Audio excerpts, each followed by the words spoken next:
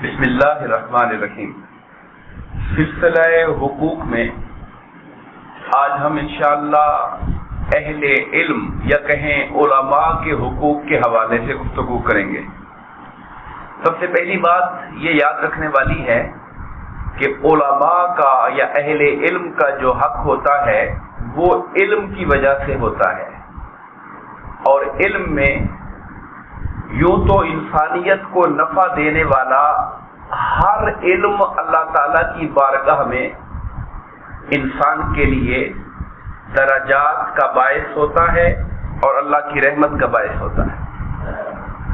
ہر وہ علم جو انسان کے لیے اللہ کی معرفت کا رستہ کھول دے، میں اس لفظ کے ذریعے تمام علوم کو لے رہا ہوں، اس کے اندر وہ سائنس ہے آج کے زمانے کی یا کوئی علم ہے، قرآن و سنت تو علم دین ہے ہی ہے، اس میں تو کوئی شک نہیں ہے، مگر دنیا کے تمام علوم جو انسانیت کو نفع دینے کے لیے اور اللہ اور اس کے رسول کی معرفت کو حاصل کرنے کے لیے سیکھے جاتے ہیں، وہ تمام علم انسان کو دنیا اور آخرت میں عزت دینے والے ہوتے ہیں۔ تو علم کو جو اللہ پاک نے عزت دی ہے، اس وجہ سے اہل علم کو عزت دی ہے۔ اصل عزت علم کی ہے۔ آپ جانتے ہیں قرآن مجید میں اللہ پاک نے حضرت آدم علیہ السلام کو اپنا خلیفہ اور نائب بنانے کا واقعہ بڑی تفصیل سے بیان کیا۔ آدم علیہ السلام کو پیدا کرنے سے پہلے ملائکہ موجود تھے، جنات موجود تھے، مگر ملائکہ اور جنات کی موجودگی کے باوجود اللہ تعالیٰ نے انسان نامی ایک اور مخلوق کو پیدا کی اور ان کے جد امجد حضرت آدم علیہ السلام کو اپنا خلیفہ بنانے کا ارادہ ملائکہ کے سامنے ظاہر فرمایا۔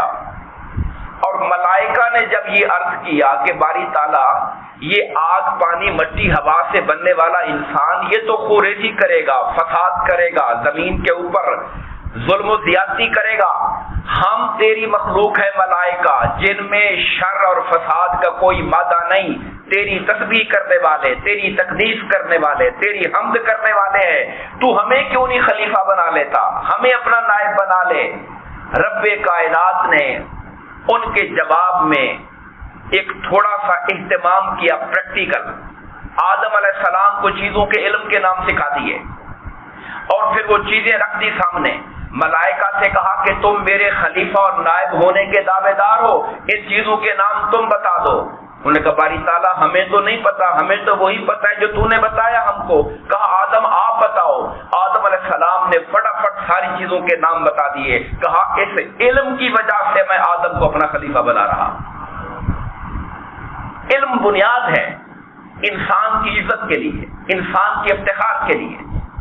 اور آپ جانتے ہیں اللہ تعالیٰ نے جب قرآن مجید ہمارے آقا کریم علیہ الصلوۃ والسلام کے قلب اطہر پر نازل فرمایا، قرآن مجید کی 6000 سے زیادہ آیتیں نازل ہوئیں، مگر پہلی آیت جس کو غار حرا میں نازل کیا گیا، قرآن جب جبرائیل امین اللہ کا پہلا پیغام اللہ کے آخری نبی پر لے کر آئے تو وہ پیغام کیا تھا؟ اقرا، پڑھو، اقرا پڑھو، بسم ربک الذی خلق، اپنے رب کے نام سے جس نے تمہیں پیدا فرمایا ہوا ہے۔ تو پہلا حکم ہی پڑھنے کا دیا، اور پڑھائی تعلیم کی بنیاد ہوتی ہے۔ میں نے آپ کے سامنے یہ دو باتیں رکھی تاکہ اندازہ ہو سکے کہ علم کو اللہ تعالیٰ نے کس قدر عزت دی ہے۔ دو آیتیں اور حوالہ دینا چاہتا ہوں۔ قل، ارشاد فرمایا قرآن میں، قل هل يستوي الذين يعلمون والذين لا يعلمون، اے نبی مکرم آپ ان سے کہیے کہ جو علم والے ہوتے ہیں، علم کو جاننے والے اور نہ جاننے والے، کیا یہ دونوں برابر ہو سکتے ہیں؟ نہیں ہو سکتے برابر۔ اور ایک بات بڑی دلچسپ ہے، پورے قرآن میں اللہ پاک نے حضور نبی کریم علیہ الصلوۃ والسلام کو بہت سی چیزیں سکھائیں، دعائیں سکھائیں۔ ان میں سے ایک دعا ہے قل رب زدنی علما۔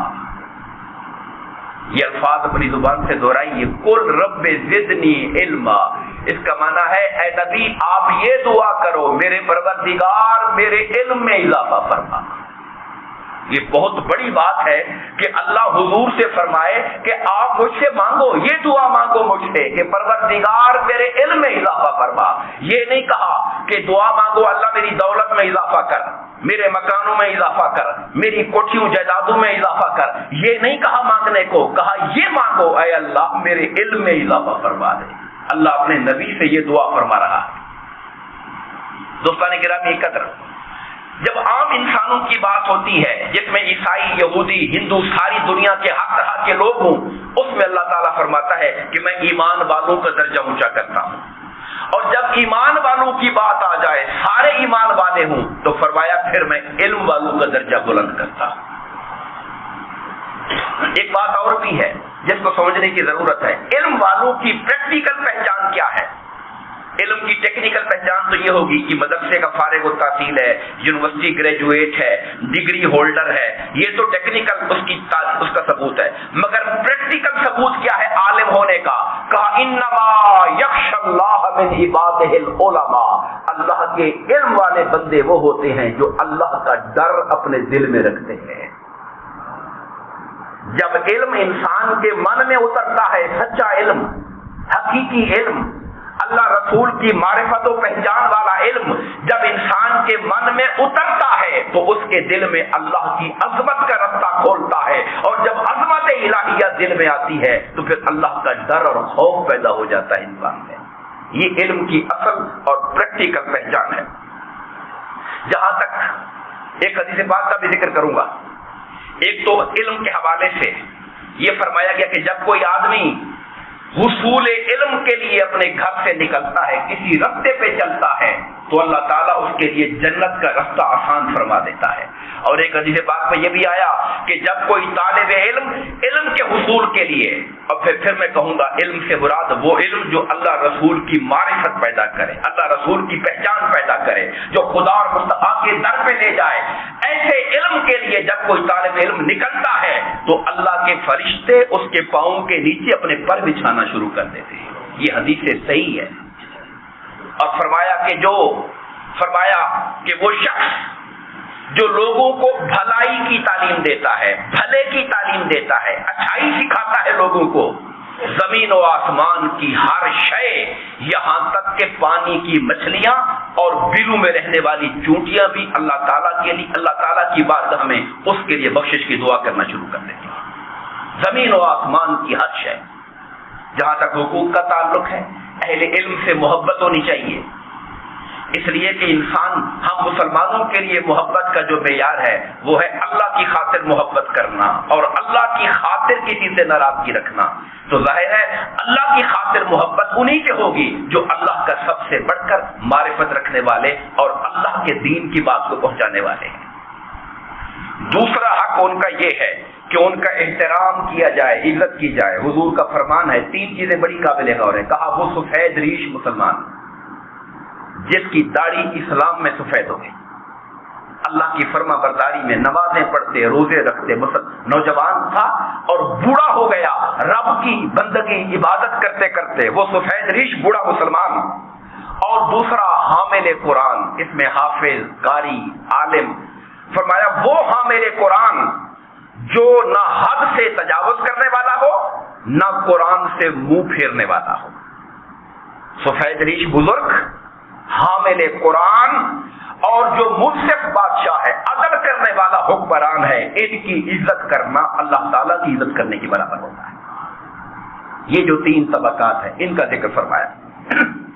تیسرا حق اہل علم کا یہ ہے کہ ان سے پوچھا جائے، اس لیے کہ علم والوں سے پوچھیں گے تو جہالت دور ہوگی۔ فَاسْأَلُوا أَهْلَ الذِّكْرِ إِن كُنتُمْ لَا تَعْلَمُونَ، اگر تم نہیں جانتے تو جو یاد والے ہیں، ذکر والے ہیں، ان سے جا کے پوچھ لیا کرو، اور پھر ان کا کہنا مانا جائے۔ وہ دین سے قرآن و سنت کی روشنی میں دلیل کے ساتھ جو بات بتائیں اس بات کی پیروی کی جائے۔ اللہ پاک نے فرمایا یا ایھا الذین آمنوا، اے ایمان والو، اطیعوا اللہ، اللہ کا کہنا مانو، واطیعوا الرسول، اور رسول اللہ کا کہنا مانو، واولی الامر منکم، اور جو تم میں صاحبان امر ہیں۔ صاحبان امر کی کئی تفسیریں ہیں، ان میں ائمہ ہیں، فقہا ہیں، مجتہدین ہیں، علماء ہیں، اور حتیٰ کہ اس میں حکمران بھی ہیں، انصاف کرنے والے۔ جو صاحبان امر ہیں ان کا بھی کہنا مانو۔ چوتھا حق یہ ہے کہ ان کی مدد کی جائے، تائید کی جائے کہ اہل علم کا کام ہے علم کو پھیلانا، دین کو پھیلانا، قرآن و سنت کو پھیلانا، اس کام میں ان کے ساتھ تعاون کیا جائے، ان کی مدد کی جائے۔ اور ایک حق علماء نے یہ بھی بیان کیا کہ ان کی لغزشوں سے چشم پوشی کی جائے۔ علماء بھی انسان ہوتے ہیں، قاری حفاظ بھی انسان ہوتے ہیں، جس طرح باقی انسان غلطیاں کرتے ہیں ان سے بھی غلطیاں ہوتی ہیں، مگر فرمایا حدیث پاک ہے کہ سرکردہ لوگوں کی حدود کے علاوہ ایک تو یہ ہے کہ وہ گناہ جس پر شرعی حد لگ جاتی ہے اس کو تو معاف کرنے کا کوئی حق نہیں ہے۔ کوئی چوری کرتا ہے، کوئی بڑا جرم کرتا ہے، وہ تو حدود ہے، ان کی معافی کا ہمارے پاس اختیار نہیں ہے، مگر فرمایا حدود کے علاوہ جو غلطیاں ہیں ان سے درگزر کرو، اس لیے کہ اگر ہم اہل علم کا عیب بیان کرنا لوگوں میں شروع کر دیں گے تو لوگوں کا اہل علم پر اعتماد اٹھے گا، جب اہل علم پر اعتماد اٹھے گا تو دین سے اعتماد اٹھ جائے گا انسان کا، کیونکہ دین کو پہنچانے کا ذریعہ یہ لوگ ہوا کرتے ہیں۔ اور آخری بات جو عرض کرنا چاہوں گا وہ اہل علم کے لیے دعا کرنا، چونکہ اللہ نے حدیث پاک میں آ گیا کہ زمین و آسمان کی ہر شے ان کے لیے دعا کرتی ہے، تو انسانوں کو، مسلمانوں کو، ان کے اہل محلہ کو، نمازیوں کو بھی اپنے آئمہ کے لیے، علماء کے لیے دعا گو رہنا چاہیے کہ اللہ تعالیٰ ان کی خدمات کو قبول کرے اور انہیں مزید علم دین اور عمل صالح کی توفیقات عطا فرمائے۔ آمین۔ وما علینا الا البلاغ المبین۔